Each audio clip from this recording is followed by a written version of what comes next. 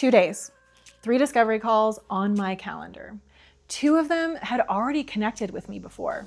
Both coaches, both in theory, exactly who I work with. Ideal clients. But within 48 hours, the 2 of them had canceled. Different excuses, but reading between the lines, they weren't ready. One of them even said it, exactly that. I'm just not ready yet. But the third call was an engineer launching a tech company, not even in my niche, not my typical client at all.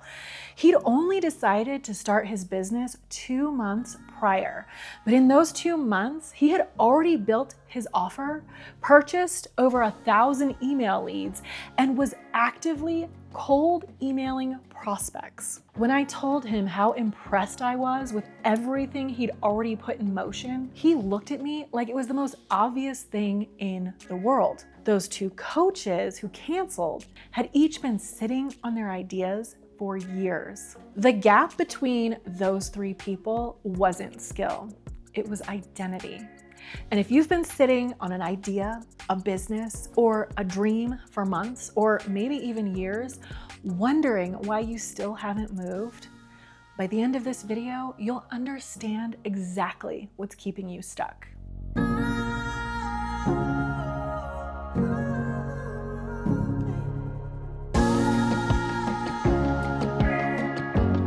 Welcome back. If we haven't met yet, I'm Moriah, award-winning luxury brand designer, certified coach, and the founder of Moriah Branding. For the last 12 years, I've worked with ambitious women building businesses, brands, and entirely new identities for themselves. And one thing I've noticed is this: the biggest thing holding most entrepreneurs back isn't strategy. It's not marketing. It's not even a lack of talent. It's the gap between what they say they want and what they're actually willing to do to get it. Because building something extraordinary requires a version of you that most people never become. Not because they're incapable, but because they're waiting to feel ready first. And today, we're going to talk about exactly why that happens and how to break that cycle. So if you're ready to stop dreaming about the next level and start acting like the person who already belongs there, hit subscribe. And real quick, because I want to say this before we get in any further, if you're watching this and you already know you're in this cycle, if you can feel it in your body, I do have a very limited number of spots open for one-on-one coaching. And I mean very limited.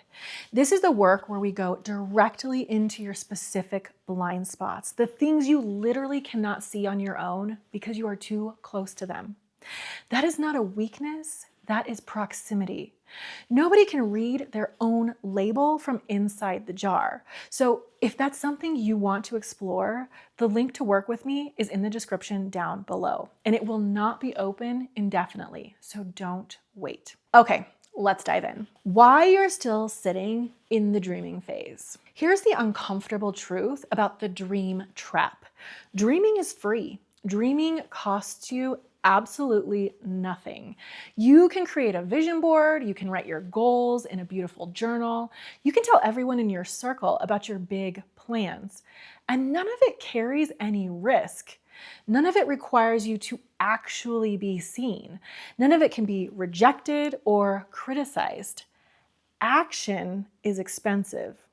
Not monetarily, emotionally. Because when you take real action, you risk real failure. You risk hearing no. You risk being wrong in public. You risk being judged before you feel ready to be judged. And the human nervous system will do almost anything to avoid that kind of exposure. So the dream state becomes a trap, not because you're lazy, not because you don't want it, but because dreaming actually feels productive. It feels like progress. It feels like you're doing something. And that feeling is a lie. Those 2 coaches I mentioned hadn't been sitting on their ideas for a few months. They had been sitting on them for years. Years of thinking, years of waiting for the right time, years of telling themselves that soon they would feel more ready, more confident, more prepared. But the engineer who had been in business for just 2 months had already lapped them. Now, I know you've heard start before you're ready on every graduation stage and motivational poster in existence. It feels like a bad bumper sticker, but I'm not talking about a bumper sticker here. I am talking about a pattern I see in real businesses with real entrepreneurs every single week. And I want to show you exactly what it looks like because it's sneakier than you think. What productive avoidance actually looks like. There is a version of this that is particularly deceptive because it disguises itself as work. It's scrolling Instagram and calling it market research. It's tweaking your website colors for the 5th time this month instead of making an actual offer to an actual human being. It's redesigning your logo when what you really need to do is get on a call and ask for the sale. It's consuming content when your role in this season is to create it. I talk about this with my coaching clients constantly. These behaviors feel safe because they don't require you to be seen. Nobody can say no to you inside of your Canva dashboard. Nobody can criticize you while you're doom scrolling. You can stay busy indefinitely and never actually move. But the only place that real growth happens is inside the risk zone. Going live when you're terrified, posting that opinion that makes people uncomfortable, asking for the sale before you feel polished, sending the email before you feel ready, getting on the stage. A few months ago, I delivered a keynote on 10x goals. And one of the central ideas was this: most entrepreneurs don't realize that when they signed up for entrepreneurship, they signed up for risk and discomfort. That was not the fine print, that was the agreement. The discomfort is not a side effect of building something. It is the thing you signed up for. You either choose it consciously or you keep tweaking your fonts indefinitely. The fatal flaw: you're waiting on a feeling that's never coming. Now, let's go deeper because I think this is where the real block lives. And it's one of the most misunderstood concepts I work with. You are waiting to feel confident. That is the plan. Feel confident first, then act. And it makes complete logical sense, except that's not how confidence works. Confidence is earned retroactively. It lives in the past.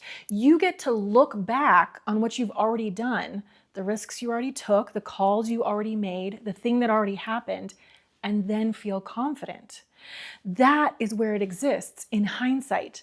But in the moment, at the beginning of something new, confidence is never available to you. It's not on the table. The only thing available to you at the start of anything you have never done before is courage. That's it. That's all you get. Courage is choosing to act in spite of the fear.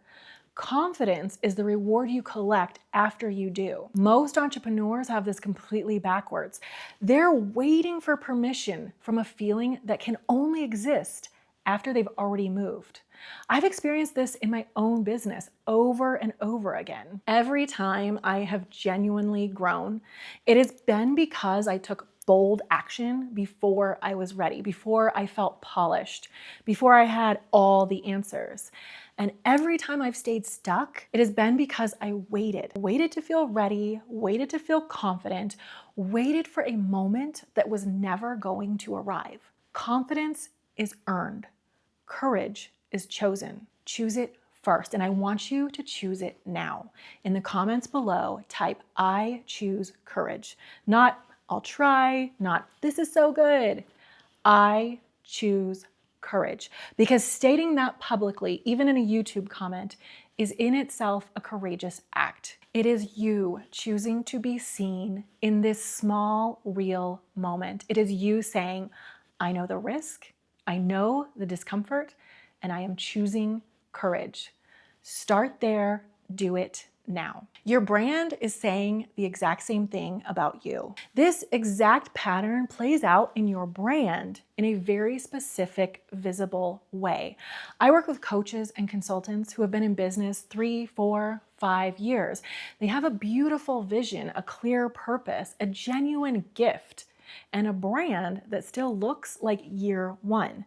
They have been thinking about a rebrand for years. They are still adjusting things on Canva. They tell themselves they will invest when they're making more, when they feel more established, when they have enough proof that this is worth it. That is the same loop, different outfit. Your brand is not a design project. It is a decision. It is you deciding to be taken seriously before every client agrees. It is you showing up as the premium option before the market confirms it back to you. It is you choosing courage at the most visible, public level of your business. The brand you are waiting to invest in is the single thing that is broadcasting whether you have decided yet.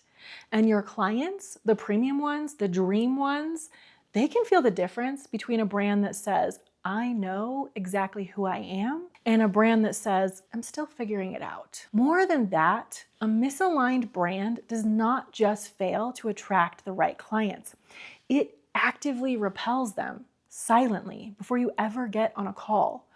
The most courageous thing you could do right now is stop waiting to feel worthy of the investment. Stop waiting to feel ready, because you have now heard from someone who works in this every single day, that feeling is not coming first. It never does. If you are ready to stop waiting, this is your sign to take action now, not tomorrow, not when you feel ready, now. Like I mentioned, I have a very limited number of spots open right now for one-on-one coaching. The link's in the description. Go check it out and then watch this video next. The $98,000 branding secret most coaches never learn. If you like this video, hit that thumbs up below and subscribe, and I'll see you in the next video.